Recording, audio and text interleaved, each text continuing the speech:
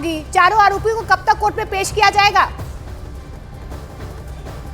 देखिए, अभी तक जो जानकारी मिल रही है उसके हिसाब से बताया जा रहा है कि तकरीबन 2 बजे इसी पटियाला कोर्ट में इन तमाम आरोपियों की पेशी होगी, क्योंकि एक के बाद एक जो कड़ियां हैं वो पुलिस लगातार जोड़ती जा रही है। जिस तरीके से ये जानकारी सामने आई कि इसी साल मार्च में भी इन तमाम लोगों की मुलाकात हुई थी, वो एक किसान प्रोटेस्ट था जहां पर इन लोगों की मुलाकात हुई थी। उसके बाद यहाँ पर सागर ने आकर पार्लियामेंट के आसपास उसकी सुरक्षा किस तरीके की होती है उस तमाम चीजों को लेकर एक रेकी तरह भी की थी, और ये तमाम जानकारियां जो है वो जांच के माध्यम से ही पता चल रही है।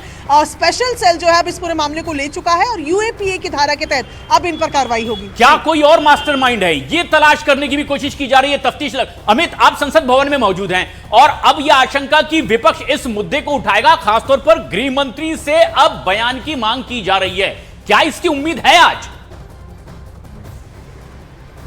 देखिए, विपक्ष के सांसद और कांग्रेस के सांसद नासिर हुसैन ने राज्यसभा में नोटिस दिया है और इस बाबत विस्तृत चर्चा की मांग की है। इंडिया ब्लॉक गठबंधन की जो बैठक है वो इस मुद्दे को लेकर चल रही है कि भविष्य में ऐसी घटनाओं की पुनरावृत्ति न हो। तो अब यह देखना होगा कि सरकार की ओर से इस मुद्दे पर बयान आता है या नहीं। हालांकि कल लोकसभा स्पीकर ने संसद में यह साफ कर दिया था कि इस मामले में 2 लोगों को गिरफ्तार कर लिया गया है और जो भी विस्तृत कार्रवाई है वह जारी है। इसके अलावा जो सबूत है वह भी बरामद कर दिए गए।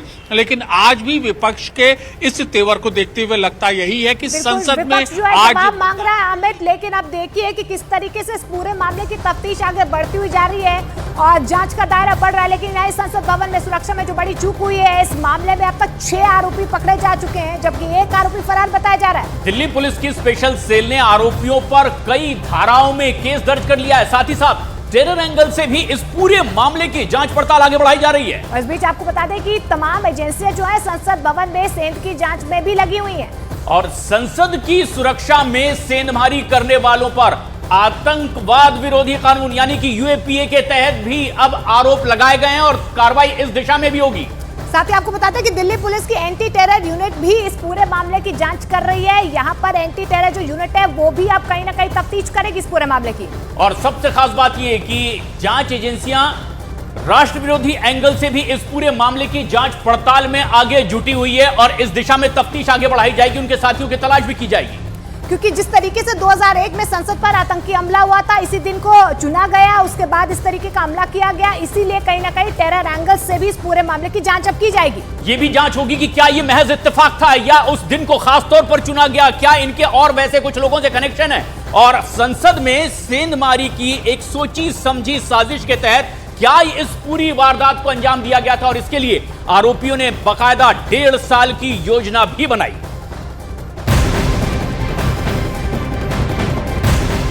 संसद सुरक्षा चूक मामले में फरार आरोपी ललित झा के बारे में दिल्ली पुलिस की स्पेशल सेल को बड़ा इनपुट मिला है। पुलिस को पता चला है कि ललित दिल्ली से भागकर हरियाणा के नीमराना में छिपा है। स्पेशल सेल की टीम जब नीमराना के मंडाला गांव पहुंची तो ललित वहां से फरार हो गया। इस वक्त स्पेशल सेल की 2 टीमें ललित झा के पीछे पड़ी हुई है। ललित के हिसार में भागने की भी आशंका है, इसीलिए कई टीमें हरियाणा के नीमराना और हिसार में छापेमारी कर रही हैं।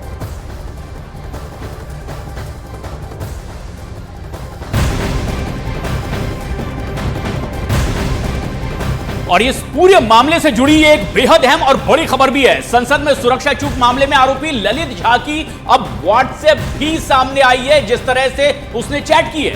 बिल्कुल, ये कहीं ना कहीं व्हाट्सएप चैट जो है वो सामने आई है। जानकारी भी जो है सामने आई इस चैट में, वो व्हाट्सएप पर वीडियो को सुरक्षित रखने की बात भी कर रहा था। और पुलिस अब ललित झा की व्हाट्सएप चैट की जांच पड़ताल में जुट गई है।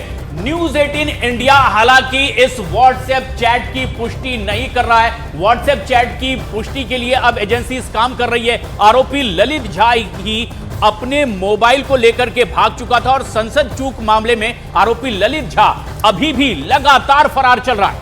ये देखिए अकाउंट ललित झा आपको नजर आ रहा होगा और देखिए मीडिया कवरेज देखिए, इसको और वीडियो को सेफ रखना है। अभी तक ये सामने आया कि किसी को ये वीडियो भेजा गया और बाकायदा ललित झा की तरफ से ये कहा गया कि इस मीडिया कवरेज को देखिए, संसद के बाहर जो अटैक हुआ उसकी तस्वीरें आपको यहाँ पर नजर आएंगी और ये भी कहा गया है कि इस वीडियो को आपको सेफ रखना है। जय हिंद। और जिसको वो ये मैसेज भेज रहा है उसने कहा भी है, ठीक है ललित जी, ये कहां पर हुआ है, यानी जिससे बातचीत हो रही है उसके साथ पूरा कम्युनिकेशन बनाया जा रहा है, योजना बना करके ताकि भविष्य में कहीं किसी तरह से ये अपनी मानसिकता के आधार पर इसका इस्तेमाल कर सके।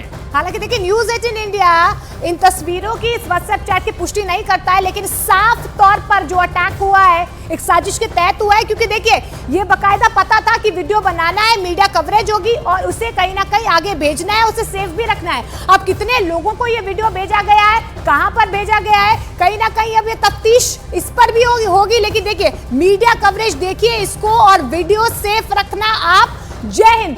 12:52 पर जो है, यानी कि 12:01 पर जब संसद में दाखिल है, उसके बाद लगभग 1 घंटे के बाद ये मैसेज हुआ है। और वहीं संसद के बाहर प्रदर्शन करने वाली नीलम को गिरफ्तार कर लिया गया है। जब पुलिस ने उसके बारे में पूरी जानकारी जुटानी शुरू की तो सबके होश फाख्ता हो गए। देखिए पुलिस की टीम हरियाणा के जींद में मौजूद उसके घर भी पहुंची तो उसकी मां ने कई चौंकाने वाली बातें भी सामने कही। नीलम के घर वालों ने दावा किया कि वो इससे पहले किसान आंदोलन का हिस्सा भी रह चुकी है। हालांकि इस दौरान आरोपी नीलम ने यह दावा भी किया कि वो किसी संगठन से जुड़ी हुई नहीं है और उसने ये प्रदर्शन सिर्फ सरकार का ध्यान लगातार बढ़ती बेरोजगारी की तरफ खींचने के लिए किया था। ये बार बार आरोपी कह रहे हैं कि हम सिर्फ ध्यान को आकर्षित करना चाहते थे और हमारी मंशा नहीं थी कोई भी। ये एक बड़ी बात भी इस पूरी तफ्तीश में सामने निकल कर आई है। नीलम के घर वालों ने कहा कि वो पहले आंदोलन का हिस्सा रह चुकी थी, जो किसान आंदोलन हो रहे थे वहां पर उसकी मौजूदगी रही है।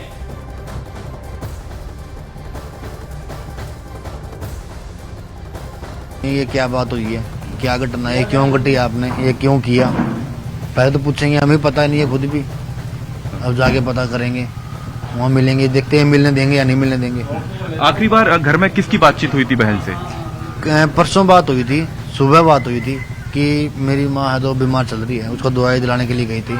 तो उन्होंने ये बोला था कि माँ को दवाई दिला लेना अच्छे से।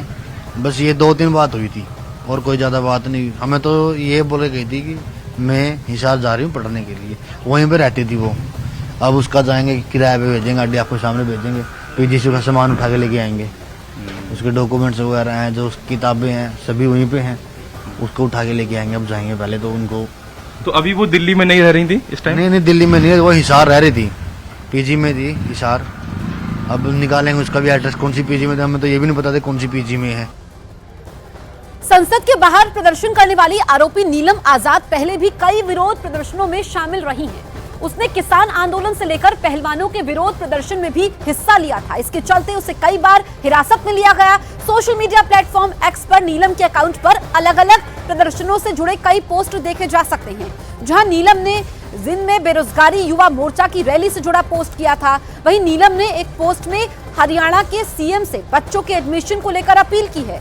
वहीं एक पोस्ट में नीलम ने मनरेगा मजदूरों के हक में भी आवाज बुलंद की है। वहीं जब भीम आर्मी के मुखिया चंद्रशेखर आजाद पर हमला हुआ था, उस वक्त भी नीलम ने आरोपियों को सजा और चंद्रशेखर को सुरक्षा देने की मांग उठाई थी। जंतर मंतर पर पहलवानों के प्रदर्शन के समर्थन में भी नीलम ने एक ट्वीट किया था और पहलवानों से प्रदर्शन में जंतर मंतर जाकर शामिल भी हुई थी। तो इस पूरे मामले में देखिए जिस तरीके से बेनकाब हुआ है ये किरदार। अब सबसे पहले हम आपको ये भी बताते हैं कि जो सेंधमारी की गई है, साजिश रचने वाले जो 6 लोग हैं उनके नाम भी सामने आ चुके हैं, जिनमें से पहला नाम सागर शर्मा का है। सागर शर्मा ये वो शख्स है जो दर्शक दीर्घा से लोकसभा कक्ष में कूदता हुआ दिखाई दिया था। तस्वीरें सभी ने देखी और कार्रवाई के दौरान यही वो शख्स था जो सबसे पहले कूदा था संसद में। और सागर के कूदने के बाद वहां संसद में हड़कंप मच गया था। अब जानकारी मिल पा रही कि लखनऊ का ये रहने वाला है। इसकी बहन की तरफ से ये कहा गया कि प्रदर्शन में शामिल तो होता था, ये कहकर वो घर से गया था, लेकिन ये नहीं पता था कि संसद में कहीं ना कहीं वो इस तरीके से हड़कंप मचाएगा। और पुलिस की गिरफ्त में फिलहाल सागर है। और वहीं पुलिस के मुताबिक संसद की सुरक्षा व्यवस्था की सेंधमारी में ललित झा नाम का एक शख्स प्रमुख आरोपी भी है। अहम भूमिका इसकी रही होगी, तलाश इसकी जारी है। और हंगामा करने वाले साथियों का इसने बाकायदा वीडियो बनाया था, ये इसकी एक भूमिका भी थी। और वीडियो बनाने के बाद ललित झा फरार हो गया। दबिश दी जा रही है कि आखिर ललित झा गया कहां। और हंगामे के दौरान पत्रकारों की भीड़ में भी ये शामिल था। और पुलिस को अब ललित झा की तलाश है। जगह जगह छापेमारी की जा रही है। जो जानकारी आई कि जैसे पुलिस एक ठिकाने पर पहुंची, वहां से ललित अपने मोबाइल लेकर के फरार हो गया।